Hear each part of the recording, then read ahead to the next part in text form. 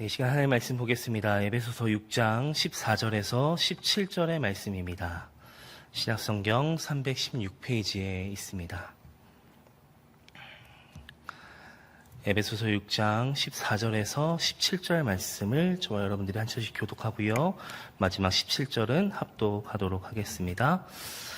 그런즉 서서 진리로 너희 허리띠를 띠고 의의 호신경을 붙이고 평안의 복음이 준비한 것으로 신을 신고 모든 것 위에 믿음의 방패를 가지고 이로써 능히 악한 자의 모든 불화살을 소멸하고 구원의 투구와 성령의 검 곧 하나님의 말씀을 가지라. 아멘. 이는 하나님의 말씀입니다. 오늘은 좌우에 있는 분들과 인사하기 전에 한번 살펴보십시오. 어떤 옷을 입고 왔는지, 어떠한 옷을 입고 왔는지 한번 살펴보신 다음에 우리 이렇게 인사하면 좋겠습니다. 하나님의 전신갑주 잘 입고 오셨죠? 한번 이렇게 인사하겠습니다. 하나님의 전신갑주 잘 입고 오셨습니까? 네. 네, 어떻습니까? 하나님의 전신갑주를 입고 오신 여러분들의 표정이 보이십니까? 여러분, 지난 에베소 시간에 말씀에 나눴던 것처럼 우리의 관계 속에서 그 마귀의 관계를 능히 대적하기 위해서 하나님께서는 바울을 통해서 우리에게 그 하나님의 전신갑주를 입으라라고 말씀을 하셨습니다. 그 악한 영과의 싸움을 치르고 왔지만 오늘도 우리가 이 자리에 있는 것이 바로 다시금 내가 벗어버릴 수밖에 없었던 그 하나님의 전신갑주를 입기 위해 이 자리에 나온 줄로 믿습니다. 사랑하는 여러분들, 오늘 말씀을 통해서 그 하나님의 전신갑주를 다시금 입는 오늘의 예배가 되기를 간절히 소망합니다. 여러분, 우리가 지난 시간 배운 그 하나님의 전신갑주의 가장 큰 목적이 무엇인지 혹시 기억나십니까? 단순히 남들에게 보여주기 위한 옷이 아니라 바로 마귀의 관계를 싸워 이기기 위한 그 옷이다라고 말씀을 드렸죠. 즉 우리는 우리의 삶 가운데 일어나는 보이지 않는 그 영적인 싸움이 늘 우리의 삶 가운데 있다라고 말씀을 드렸어요. 즉 하나님과 멀어지게 하는 그 악한 영들과 우리가 싸워야 하는데 우리가 쓰러지지 않고 서 있기 위해서는 그 하나님의 전신갑주를 입어야 한다라고 말씀을 드렸습니다. 오늘은 이 구체적인 전신갑주가 어떠한 의미를 담고 있는지에 대해서 말씀을 나누길 원하는데요. 여러분 오늘 본문을 읽어보셔서 아시겠지만 사실 10절부터 17절까지는 우리가 정말 순식간에 짧은 내용이 담겨져 있어요. 너무 짧고 간결한 내용이 담겨져 있죠. 그래서 사실 이런 옷이 있구나, 이런 옷을 입어야 되는구나라고 그냥 스쳐 지나가듯이 볼 수 있는 본문일 수도 있어요. 근데 이 부분을 마틴 로이드 존슨 목사님이 이 부분만을 가지고 책 2권이나 쓰셨다라고 합니다. 그 책에는 전신갑주를 영적 마귀를 대적하는 것에 대해서 그리고 그 무기 우리가 입어야 하는 6가지의 갑주들에 대해서 명확하게 제시를 하고 있는데요. 사실 저도 이 6가지뿐만 아니라 20절의 본문까지 준비를 하고 있다가 제가 그 책을 읽고 또 하나하나 이 갑주에 담겨진 의미를 살펴보니 정말 하나씩 살펴봐도 한 주 한 주 살펴봐도 정말 많은 내용이 담겨져 있는 내용이 있었는데요. 제가 오늘 특별히 그 본문을 좀 줄여서 오늘 6가지만 제가 여러분들에게 전달을 드리려고 합니다. 여러분 그 6가지는 어떤 것들이 있습니까? 먼저 진리의 허리띠가 있고요. 의의 호신경이 있고 평안의 복음의 신발, 믿음의 방패, 구원의 투구, 그리고 성령의 검이라고 말씀하시죠. 여러분 여기에는 우리를 보호하는 장비도 있지만 공격하는 장비가 담겨져 있습니다.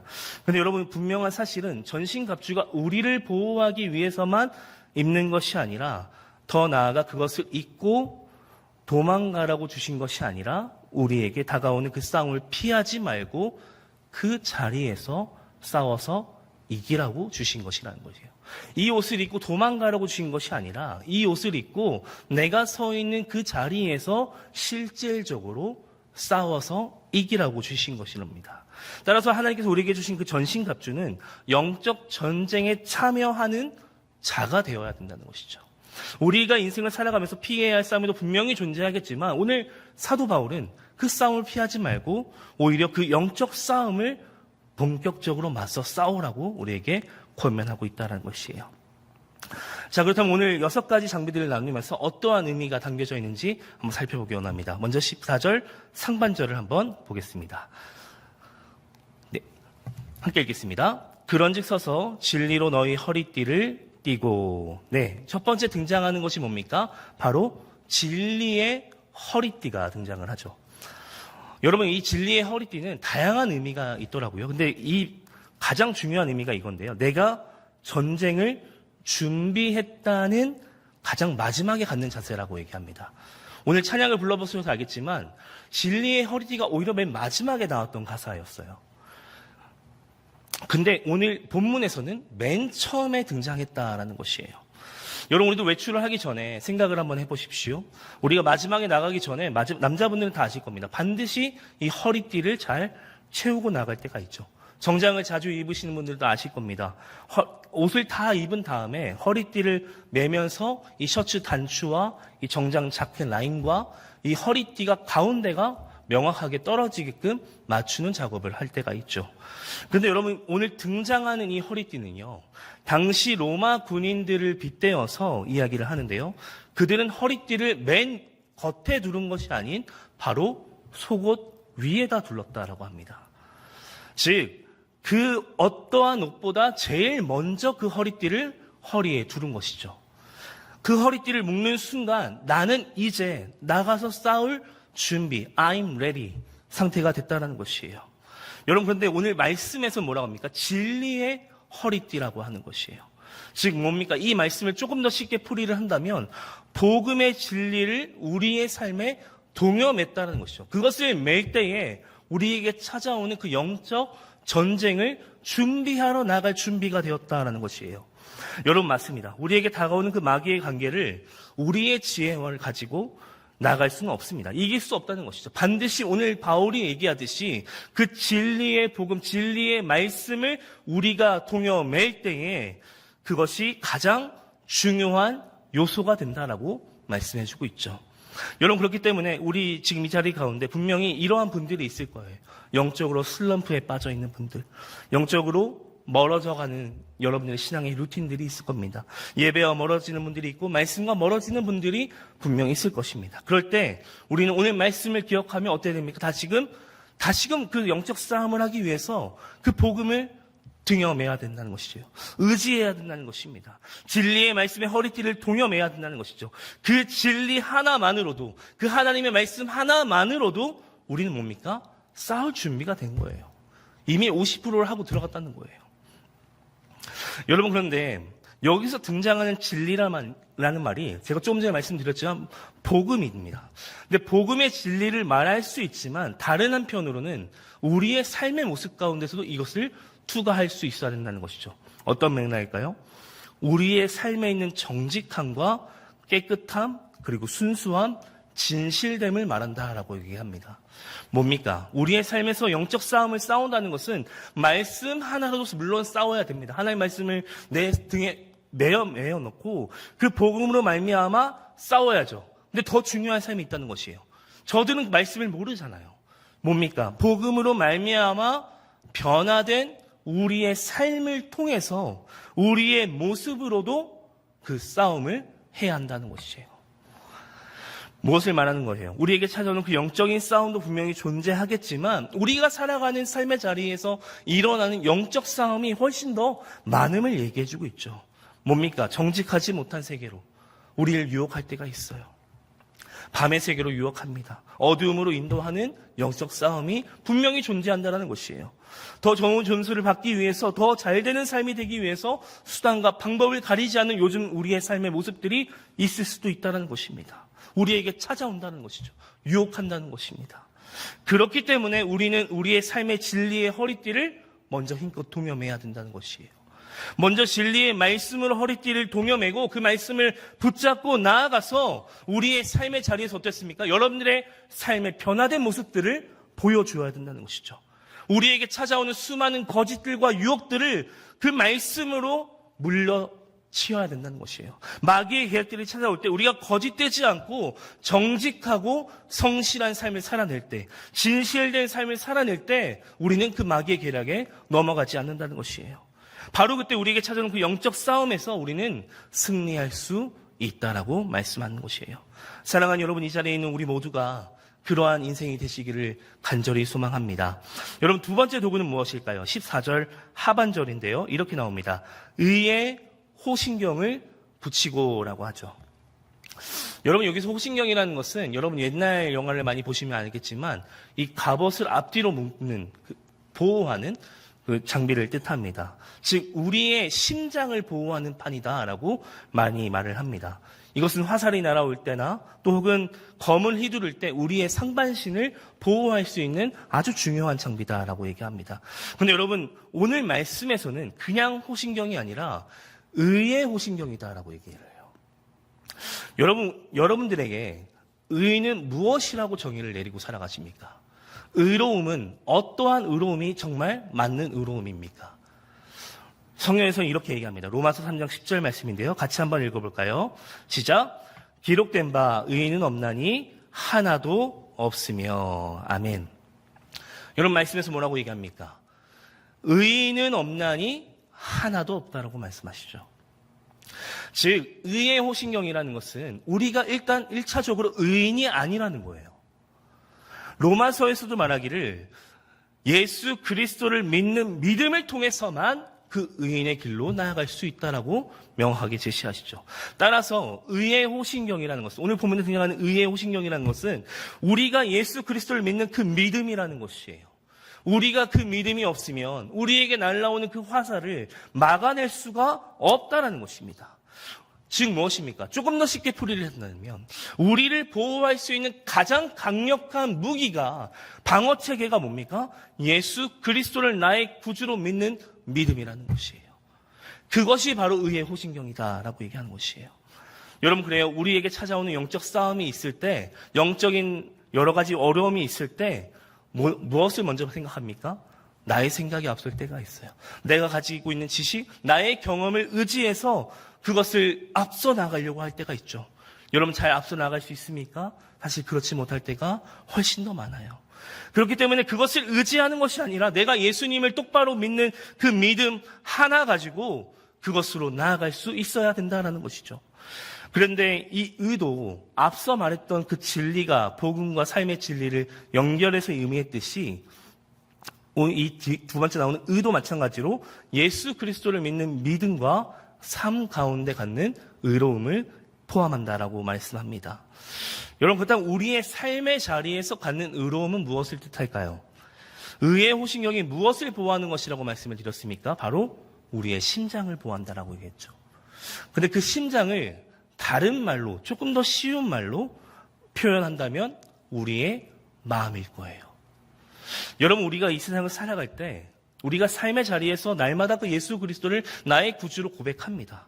그런데 그런 고백하는 가운데 우리의 마음을 움직이게 하는 여러 유혹들이 찾아온다는 것이에요.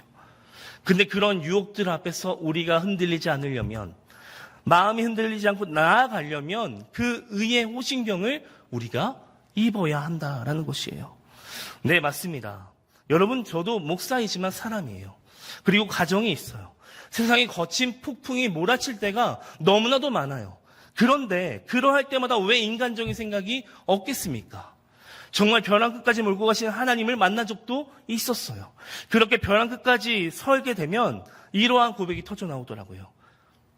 바로 그때서야 제가 깨닫는 것이에요. 내 생각, 내 지혜가 앞섰구나. 내 마음이 앞섰구나. 주님의 말씀보다 내 생각, 내 의로움이 더 앞섰구나라는 것을 비로소 깨닫게 될 때가 된다는 것이에요. 그러면서 나의 삶을 내놓게 되는 모습을 발견하게 됐습니다. 여러분 무엇입니까? 우리가 가진 생각과 힘이 모든 것을 다 이기며 나아갈 수 있다? 없다예요. 하지만 우리는 날마다 우리의 마음의 고백이 우린 주님밖에 없습니다라는 그 고백으로 이어져야 된다는 것이에요. 여러분 힘을 쌓지 말라는 게 아니에요. 여러분 스펙을 쌓지 말라는 게 아니에요. 여러분 시험을 보지 말라는 게 아니에요. 우리의 고백이 주님밖에 없습니다라는 그 고백으로 이어져야 된다는 것이에요. 우리가 가지고 있는 힘이 영원할 것 같습니까? 아니라는 거예요. 여러분 애플 창시자 스티브 잡스가 어떻습니까? 70생의 삶을 마감했습니다. 그 삶을 마감할 때 그들은 너무나도 여러 업적을 세웠지만 그 마음에 공허함이 가득 차 있었다라고 마지막에 자서전에 썼습니다. 여러분 그래요. 우리가 아무리 성공하다 할지라도 이 세상의 모든 힘을 이길 수 있습니까? 이기지 못한다는 것이에요. 그렇기 때문에 우리는 나의 구주로 믿는 그 믿음의 고백을 가지고 주님밖에 없습니다라는 그 고백으로 이어져야 한다는 것입니다. 사랑하는 여러분, 우리를 넘어뜨리려고 하는 그 싸움에서 주저하지 마십시오. 오히려 의의 호신경을 입고 나는 주님밖에 없습니다, 하나님 말씀밖에 없습니다라고 고백하는 저와 여러분의 인생이 되시기를 간절히 바랍니다. 여러분, 세 번째는 무엇입니까? 15절인데요. 우리 같이 한번 읽어보겠습니다. 시작. 평안의 복음이 뭐라고 나옵니까? 평안의 복음이 준비한 신이다라고 얘기하죠. 여러분, 다른 번역에서는 이 부분을 이렇게 해석을 합니다. 우리 발에 신는 신발이 우리를 견고하게 해주는 평안의 복음의 능력이다라고 얘기를 해줘요. 여러분, 제가 여러 예시를 찾다가 군인들을 한번 생각해 봤습니다. 흔들리는 발걸음으로 정말 이 전쟁에서 나아가서 승리할 수 있을까? 100이면 100, 다 승리하지 못할 겁니다. 왜냐하면 적에게 우리의 움직임을 들키지 않기 위해서 우린 너무나 견고하고 정밀한 움직임을 가지고 움직여야 되거든요. 그렇기 때문에 이 흔들리는 발걸음으로 싸울 수 없기 때문에 이 평안의 복음의 신을 신고 견고한 발걸음을 가져야지만 우리에게 찾아오는 그 영적 싸움을, 영적 전쟁을 이길 수 있다라고 얘기하는 것이에요. 여러분, 근데 그 발걸음의 능력이 어디서 나오는지 명확하게 지시하시죠. 뭡니까? 평안과 복음이라는 것이에요. 그래서 여러분, 우리가 신앙적으로 흔들릴 때, 신앙적으로 무너져 있을 때 무엇을 붙잡아야 됩니까? 복음을 붙잡아야 된다는 것이에요. 우리가 좌로나 우로나 흔들리고 있어요. 갈팡질팡하고 있어요. 예배를 가야 하나 말아야 하나, 내가 이 예배를 드려야 되나 말아야 되나, 갈팡질팡하고 있을 때 다시 한 번 더 이 예배의 자리로 나와서 우리의 발걸음이 흔들리지 않게끔 그 말씀을 붙잡아야 한다는 것이에요. 여러분, 우리가 앞서 살펴봤던 그 진리의 허리띠도 의의 호신경도 동일하게 말하고 있지 않습니까? 예수 그리스도를 붙잡을 때만이 우리의 발걸음이 흔들리지 않고 평안 가운데 걸어갈 수 있다라고 명확하게 이야기한다는 것이에요. 여러분, 그래서 요즘 우리의 신발, 우리가 신는 신발이 정말 절대적인 역할을 감당하기보다 정말 중요한 역할을 할 때가 있다는 것이에요. 여러분, 운동선수들 어떻습니까? 정말 이 스포츠에 맞는 신발에 최적화해서 맞는 신발을 만들어서 그 스포츠 경기에 나간다고 합니다. 정말 중요한 역할을 하죠. 그리고 여러분, 요즘에 러닝을 하시는 분들이 많으실 텐데요. 그냥 집에 있는 운동화를 가져나가는 게 아니라 스포츠 매장에 가서 전문화된 스포츠 운동화를 신고 최적화된 신발을 신고 열심히 운동하시는 분들이 많이 늘어난다고 합니다. 이렇듯 신발이 우리에게 주는 역할은 다양한 의미가 있겠지만 아주 중요한 역할을 한다는 것이에요. 여러분, 근데 그때 당시에 로마 군인들의 신발의 특징이 조금 생소한 표현입니다. 그 신발 바닥에는 징을 박아두었다라고 해요. 왜 징을 박아두었을까요? 전쟁에 나가야 하는데 왜 그 징을 박고 싸움을 하러 나갔을까요? 이유는 이렇다고 합니다. 칼싸움을 하든 전투를 하든 씨름을 하든 자기 자리에서 밀려나지 않기 위해서 징을 그 자리에 딱 박았다라고 합니다. 더 이상 물러나지 않을 것이다 라는 그 믿음을 가지고 그 신발을 신고 그 자리로 나아갔다라고 얘기해요. 즉, 징을 바닥에 박고 밀려나가지 않고 오히려 앞으로 나아가기 위해서 그러한 신발을 신고 나아갔다는 것이에요. 그렇기 때문에 오늘 신발이 견고하다라는 것은 바로 그러한 것입니다. 우리가 영적 싸움에서 밀리지 않으려면 평안의 복음의 신발을 견고하게 우리의 자리를 지켜야 한다는 것입니다. 여러분, 우리의 믿음의 자리를 굳게 지켜야 돼요. 예배의 자리를 지켜야 돼요. 봉사의 자리 지켜야 돼요. 기도의 자리, 여러분들이 헌신하는 모든 자리를 어떻게 지키라고요? 굳게 서서 지키라는 것입니다. 여러분, 우리의 믿음의 자리를 굳게 지켜야 된다는 것입니다. 상영교회를 위해서 여러분들이 맡겨진 그 자리를 열심히 잘 지키면서 나아가야 한다는 것입니다. 바로 우리에게 찾아오는 그 영적 싸움은 무엇입니까? 그 자리를 먼저 벗어나게 만들기 때문이라는 것이에요. 예배의 자리를 먼저 벗어나고 내가 하고 싶은 자리로 나아가고 싶어하는 그 마음이 든다는 것이에요. 그때 우리는 어때야 됩니까? 똑같이 나아가야 합니까? 아니에요. 오늘 말씀처럼 그 평안의 복음의 신을 신고 그 자리에서 더 이상 물러서지 않고 딱 붙어서 절대로 밀려나지 않으리라. 나의 자리 포기하지 않으리라. 나에게 맡겨진 이 예배의 자리 꼭 사수하리라. 일주일에 단 한 번 있는 이제 예배 자리 내 목숨과 같이 사수하리라. 그 마음을 가지고 이 예배 자리로 나오셔야 된다는 것입니다. 사랑하는 여러분, 여러분들의 자리를 간절히 소망하길 원합니다. 여러분들의 영적인 자리를 사모하길 원합니다.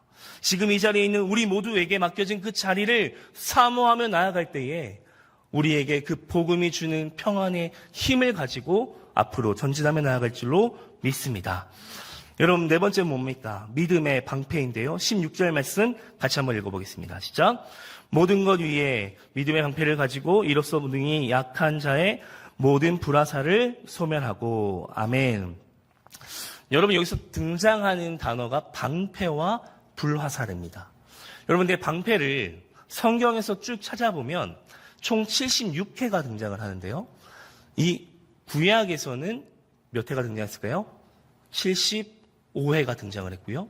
신약에서는 딱 한 번 이 에베소서에서 등장을 합니다. 여러분들 75회에 등장했던 그 구약 성경 가운데 앞에 창세기나 출애굽기는 진짜 우리의 몸을 보호하는 그런 방패로 이야기를 하는데 이 가장 많이 사용된 방패가 어디냐면 바로 시편입니다. 그 중에서도 다윗의 시편인데요. 이것은 바로 영적인 방패를 의미한다라고 합니다. 시편 5편 12절의 말씀에 이런 말씀이 있습니다. 여호와여 주는 의인에게 복을 주시고 방패로 함같이 은혜로 그를 호위하시리이다. 아멘. 여러분, 다윗의 상황은 어떻습니까? 갈 곳이 없는 거예요. 이제 더 이상 물러설 곳이 없는 겁니다. 그런데 그러한 위험한 상황에 따르자 도망가야 될 거 아닙니까? 그런데 뭐라 하십니까? 나를 보호하시고 지켜주시는 그 하나님이 나를 지켜주실 것이다. 믿음의 고백을 하고 있는 거예요. 도망치지 않는 겁니다. 오히려 그 자리에 서서 하나님의 도우심을 구하며 나아갔다는 것입니다. 다시 본문으로 돌아오세요. 오늘 본문으로 돌아와서 믿음의 방패라는 것이 바로 그러한 것이라고 해요. 영적인 방패라는 것입니다. 여러분, 오늘 우리에게 오직 믿음이 있는 사람만이 하나님을 나의 방패라고 고백할 수 있다는 것을 얘기하고 있는 것이에요. 여러분, 그런데 오늘 본문에서 불화살을 소멸할 수 있는 믿음의 방패를 들라고 말씀합니다. 여러분, 그 믿음은 오늘 우리가 살아갈 때 정말 큰 힘과 위로가 될 때가 있어요. 믿음이 있으면 어려움도 이겨낼 수도 있고요. 믿음이 있으면 소망을 가지고 나아갈 수 있다는 것이에요. 그래서 여러분, 믿음에 담겨져 있는 두 가지 의미를 찾아볼 수 있겠죠? 뭡니까? 견디는 힘이 생기는 거예요. 나에게 찾아오는 그 어려움들을 견딜 수 있는 힘이 생기는 거죠. 근데 두 번째 뭡니까? 소망함. 앞으로 나아갈 수 있는 거예요. 뒤로 물러서지 않고 오히려 그 믿음 하나 가지고 앞으로 전진할 수 있다는 것입니다. 그래서 그 믿음이 우리의 영적 싸움에서 우리를 지켜줄 것이다 라고 말씀하고 있는 것이에요. 그런데 여러분, 이 말씀을 반대로 한번 생각해 보세요. 믿음이 없으면 한번 생각해 보세요. 불화살을 맞아 죽을 수밖에 없는 거예요. 우리가 하나님을 믿는 그 신뢰함과 그 믿음이 우리 안에 없다면 우리는 그 영적 전쟁에서 그냥 무너져 버릴 수밖에 없는 연약한 존재들이라는 것입니다.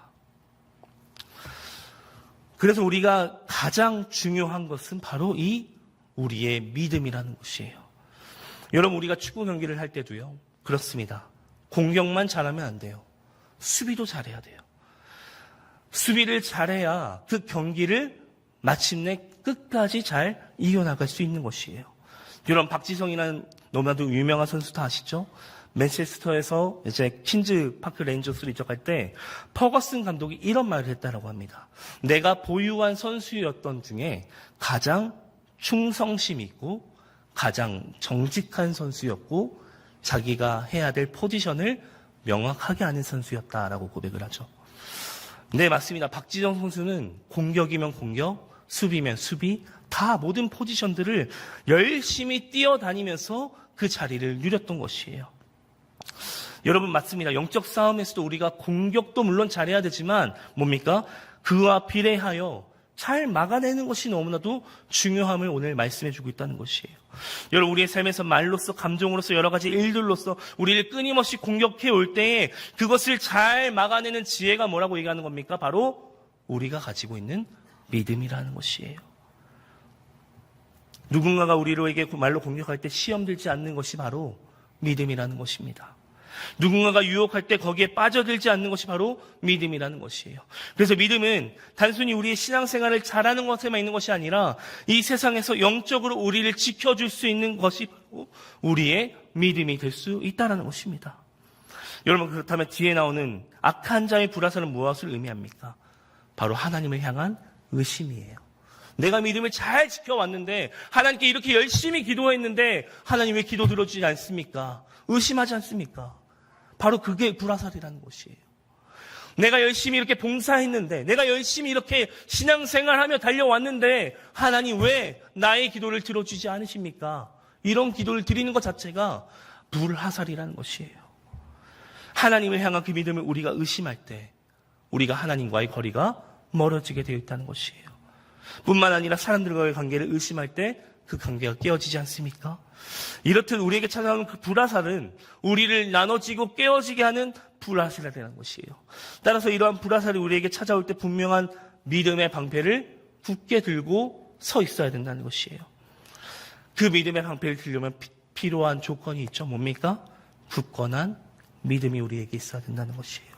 주님이 나를 구원하신 분명한 확신을 갖고 어떠한 의심을 가지지 않고 그 믿음의 방패를 들 수 있어야 한다는 것입니다. 그리고 여러분, 이 방패는 혼자 드는 것이 아니라고 얘기를 해요. 여러분이 옛날 영화를 많이 보시셔서 알겠지만 화살이 날라올 때 그 방패들을 혼자 들고 있다가 어떻습니까? 다 붙습니다. 어떠한 화살도 틈으로 들어오지 않도록 그 모든 사람들이 다 붙어서 그 방패를 이어서 막습니다. 즉 이렇듯 이 방패는 혼자 들어야도 하지만 함께 들어야 한다는 것이에요. 우리의 상형 공동체가 함께 드는 것이라는 거예요. 우리 상형교회가 함께 들어야 된다는 것이에요. 누군가가 그 방패를 들지 못하고 있다면 날라오는 그 불화살을 내가 함께 막아줄 수 있는 그 믿음이 우리에게 있어야 된다는 것입니다. 따라서 우리의 공동체 교회라는 것이죠. 오늘 우리가 드려지는 이 예배가 우리의 방패 되어주실 줄로 믿습니다. 한 주간의 삶의 자리로 나아갈 때 그 예배를 통해 믿음의 방패가 되어줄 줄로 믿습니다. 네, 5번째인데요. 구원의 투구입니다. 17절 상반절 같이 한번 읽어볼까요? 시작. 구원의 투구와 라고 합니다. 여러분, 우리의 몸 가운데에 가장 잘 보호해야 되는 곳이 어디 있는지 아십니까? 성경을 읽어봐서 알겠지만 우리의 머리라고 합니다. 왜 머리일까요? 팔과 다리를 다쳤을 때는 생명과는 크게 많이 연결되지는 않습니다. 근데 머리를 다쳤을 경우에는 우리의 생명과 연결된다라고 합니다. 여러분, 미국의 가장 유명한 스포츠를 뽑는다라고 하면 미식축구라고 합니다. 그런데 여러분, 그 가운데 가서 몸으로 부딪히는 것은 허용하나 허용되지 못하는 반칙의 룰로 삼는 것이 하나가 있습니다. 뭔지 아십니까? 경기 가운데 상대방의 헬멧을 찾거나 헬멧을 벗기게 되면 그것은 반칙으로 규정한다는 것이에요. 공격권도 빼앗기고 반칙도 쌓이게 된다는 것이죠. 왜냐하면 바로 이 머리를 다치게 될 경우에 생명과 바로 직결된 곳이 머리이기 때문에 머리를 가장 귀하게 보호한다는 것이에요. 여러분, 그만큼 우리의 몸에서 머리는 정말 중요하다는 것을 얘기하죠. 그런데 오늘 본문에서 그 중요한 부분에 쓰는 투구를 무슨 투구라고 얘기합니까? 구원의 투구라고 얘기를 하죠. 왜 구원과 그 중요한 투구를 연결시켰을까요? 제가 조금 전에 말씀드렸지만 머리를 보호하기 위해서 이 투구가 너무나도 중요하다고 말씀을 드렸는데요. 우리의 인생 가운데 가장 중요한 것, 조금 더 깊게 들어간다면 우리의 신앙생활에서 가장 중요한 것을 뽑는다면 바로 이 구원이라는 것이에요. 가장 소중한 것이라는 것이에요. 뭡니까? 내가 그리스도인이라는 것을, 구원받은 사람이라는 것에 대한 그 확신이 우리에게 있어야 된다는 것이에요. 우리가 예수 그리스도를 믿는 순간부터 우리에게 구원을 선물로 주신 것입니다. 우리를 죄로부터 건진받은 그 구원함을 우리에게 허락해 주셨다라는 그 믿음이 우리에게 있어야 된다는 것입니다. 그래서 에베소 2장 8절에 이런 말씀 있지 않습니까? 너희는 그 은혜에 의하여 믿음으로 말미암아 구원을 받았으니 이것은 너희에게서 난 것이 아니요 하나님의 선물이다라고 얘기합니다. 여러분이 하나님의 선물을 마귀는 여러 가지 이유를 가지고 여러 가지 모습을 가지고 행위적인 모습을 가지고 그 구원의 투구를 벗으라고 유혹할 때가 있죠. 하지만 그 구원은 우리가 예수 그리스도를 믿는 믿음 하나만으로도 구원에 이르게 된다라고 명확하게 얘기합니다. 그래서 우리는 어떠한 말로도 이 구원의 투구를 절대로 뺏겨서는 안 된다는 것이죠. 나는 구원받은 사람입니다라는 그 고백이 절대로 어느 누군가에게 전달되어서는 안 된다는 것입니다. 여러분, 좀 더 쉽게 풀이해 드릴게요. 만약에 여러분 우리가 노방전도를 한다라고 생각해 봅시다. 내가 구원의 확신이 없으면 저 사람을 전도할 수 있습니까? 복음 전할 수 없습니다. 내 안에 구원의 확신이 없는데 어떻게 저 사람에게 그 구원의 소식을 전할 수 있겠습니까? 바로 이것하는 것이죠. 내가 이 복음에 대한 확신이 있어야지만 내가 저 복음을 당당하게 전달할 수 있다는 것이에요. 더 나아가서 뭡니까? 내가 이 세상에서 살아갈 때에 하나님께서 나는 그리스도인이라 당당하게 말할 수 있는 그 구원의 은혜를 우리에게 주셨다는 것이에요. 바로 그 믿음이 있어야 우리는 영향력 있는 그리스도인으로 나아갈 수 있다는 것입니다. 따라서 구원의 투구를 썼다는 것은요, 여러분 구원의 확신이 있는 사람들은 아무 일에나 아무 이렇게나 뛰어들지 않습니다. 오히려 그 구원의 투구로 인하여서 어떠한 삶을 선택하게 됩니까? 나의 삶의 자리에서 하나님이 기뻐하시는 삶은 무엇인가? 내가 구원받은 사람인데, 내가 하나님의 자녀인데, 내가 하나님께서 기뻐하시는 삶은 무엇인가를 고민하게 된다는 것이에요. 생각하게 된다는 것입니다. 그래서 구원의 투구는 우리를 보호하는 것도 있겠지만 결론적으로 우리를 거룩한 구별된 삶으로 이어질 수 있게끔 만들어 주신다라는 것입니다. 사랑하는 여러분, 그 구원의 확신을 가지고 거룩하고 구별된 삶을 살아내시기를 간절히 소망합니다. 여러분, 마지막 6번째 성령의 검입니다. 17절 하반절, 우리 이 말씀 좀 크게 한번 같이 한 목소리로 읽어볼까요? 시작! 성령의 검. 아멘. 여러분, 성령의 검을 바로 하나님의 말씀이라고 비유를 합니다. 이 말씀을 보면 여러분들 기억나는 말씀이 있을 수도 있는데요. 히브리서 4장 12절에 이런 말씀이 있죠. 하나님의 말씀은 살아있고 활력이 있어 좌우의 날선 어떤 검보다 예리하여 혼과 영과 및 관절과 골수를 찔러 쪼개기까지 하며 또 마음의 생각과 뜻을 판단하나니. 아멘. 여러분, 하나님의 말씀 뭐라고 합니까? 검의 성격을 가지고 있다는 것이에요. 근데 그 말씀은 찌르는 힘이 있고 쪼개는 힘이 있고 더 나아가서 우리를 판단하는 힘이 있다라고 얘기하시죠. 여러분, 우리가 오늘 배운 전신갑주 6가지 중에 유일하게 공격하는 무기가 등장을 하죠. 바로 성령의 검이에요. 하나님의 말씀이라는 것이에요. 여러분, 예수님께서 이 땅에 오셨을 때 마귀의 유혹을 받지 않습니까? 3번이나 받으시는데 그 유혹을 받으실 때 어떠한 것으로 무찌르십니까? 말씀으로 그 마귀의 유혹을 이겨내신다는 것이에요. 즉, 하나님의 말씀으로 싸우라고 우리에게 보여주셨고 그것이 일어나는 것들에 대해서 우리에게 명확하게 이야기해주고 계셨다는 것이에요. 즉, 우리가 시험을 이겨냈다라는 말은 하나님의 말씀이 우리 안에 살아있을 때에 우리의 어떠한 시험을 받든지 이겨낼 수 있다는 것을 얘기해주고 있다는 것입니다. 즉, 우리의 모든 삶 가운데 찾아오는 모든 시험들을 이 말씀으로 무찌를 수 있다는 것이에요. 여러분, 이뿐 아니라 성령의 검에 담긴 다른 의미로는 이렇습니다. 하나님의 말씀이 우리 안에 들어와야 된다는 것이에요. 여러분, 그렇잖아요? 일주일을 한번 생각해 보세요. 일주일 동안 우리가 말씀을 듣고 공부하고 연구하는 시간 언제입니까? 어쩌면 이 시간이 전부인 사람들도 있겠죠. 근데 그 말씀을 듣고 나서 여러분들 오퍼링 카드를 매주 적으시는 분들이 계시는데 그 오퍼링 카드에 말씀을 듣고 깨닫는 여러분들의 모습들이 너무도 많이 담겨져 있어요. 무엇이에요? 똑같은 말로 그 말씀이 우리 안에 들어올 때, 우리를 찌를 때 우리는 변화될 수 있다는 것이에요. 우리가 살아날 수 있다는 것이죠. 그리고 그 말씀으로 쪼개져야 다시 예수 그리스도와 합한 자가 될 수 있다는 것이에요. 그래서 하나님의 말씀이 우리의 삶 가운데 날마다 찾아올 수 있도록 찔림 받아야 된다는 것이에요. 여러분, 그래서 우리는 날마다 이 하나님의 말씀, 성령의 검에 날이 서 있는지를 확인해야 돼요. 여러분, 성경책이 어디에 있으십니까? 책장에 고이 모셔두고 계시죠? 네, 제가 청년의 시절 때 교회에 다녔던 원로 목사님께서 이런 말씀을 했어요. 요즘 젊은 사람들이 성경책을 가지고 다니지 않는 것 같다. 교회에서 말씀도 띄워주고 요즘 스마트폰으로도 성경을 보니까 너무나도 편리한 시대가 된 것 같다 라고 하면서 이런 얘기를 하시더라고요. 여러분, 큐티를 하는 것이 중요한 것이 아니라 그 말씀대로 살아내는 것이 더 중요합니다. 뭐예요?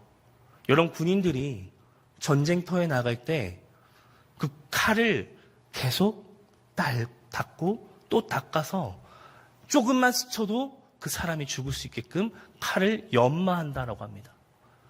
여러분, 우리가 그 성령의 검이 우리 안에 있는 것은 알겠는데 우리가 정말 그 성령의 검으로 영적 싸움을 하고 있습니까?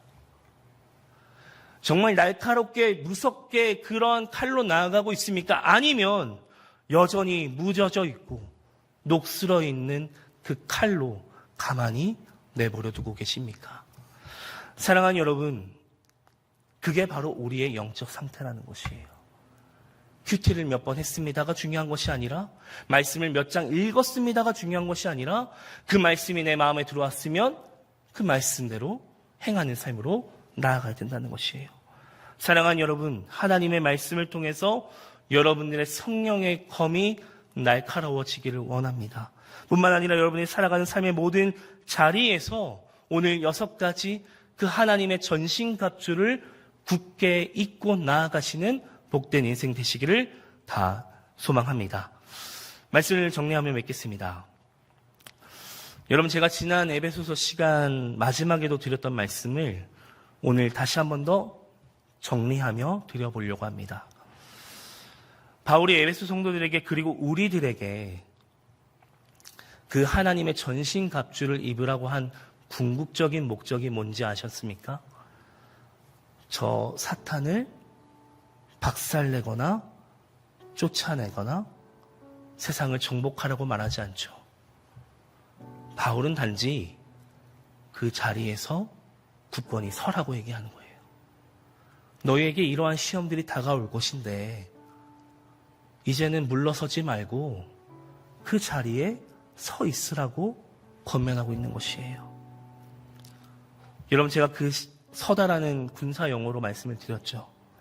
밀려오는 적들의 공격 속에서 자신이 끝까지 지켜야 할 그 방어선, 고지를 빼앗기지 않겠다라는 굳건히 버틴다라는, 굳건히 버텨서 선다라는 의미를 갖고 있다는 것이에요. 즉 무엇입니까? 더 이상 물러설 수 있는 라인이 없는 거예요. 그리고 끝까지 절대로 빼앗겨서는 안 되는 그 자리에 하나님께서 주시는 그 전신갑주를 입고 굳건히 서 있으라는 겁니다. 여러분, 우리의 승리는 다른 곳에 있지 않습니다. 세상을 이기는 그리스도인이 되려면 이 전신갑주가 주는 의미를 가지고 나아간다면 우리는 결단코 무너지지 않을 것이라는 것이에요. 하나님의 군대가 될 수 있다는 것이죠. 6가지가 뭡니까? 하나님의 말씀, 복음에 있어요. 우리의 믿음에 있습니다. 견고하게 지키는 데 있습니다. 함께 올려드리는 믿음의 고백이 있습니다. 그리고 우리의 구원의 확신에 있고요. 마지막으로 다시 하나님의 말씀으로 모든 것들을 못지를 수가 있습니다. 사랑하는 여러분, 우리는 이미 승리하신 예수 그리스도의 하나님의 군대입니다. 우리가 싸우는 전쟁은 승패가 불확실한 싸움이 아니라 이미 이겨놓은 싸움이라는 것이에요. 하나님께서 이미 그 싸움을 이겨놓으시고 우리 보고 그 전신갑주를 입고 이제 그 엔드라인에서 앞으로 나아가라는 거예요. 뒤로 물러서지 말고 이제는 앞으로 좀 나아가라고 얘기하고 있는 것이에요. 사도 바울이 에베소 성도들을 보면서 끝으로 여러분들 앞으로 나아가십시오. 권면하고 있는 것이에요. 사랑하는 여러분, 앞으로 나아가십시오. 굳건히 서서 앞으로 나아가십시오. 그 싸움은 내가 하는 것이 아니라 하나님께서 이미 승리하신 승리를 우리에게 허락하여 주실 것입니다. 이 치열한 영적 전쟁터에서 하나님의 전신갑주를 입고 세상을 이기는 그리스도인들이 다 되시기를 주님의 이름으로 간절히 소망합니다. 우리 함께 찬양하며 기도하겠습니다.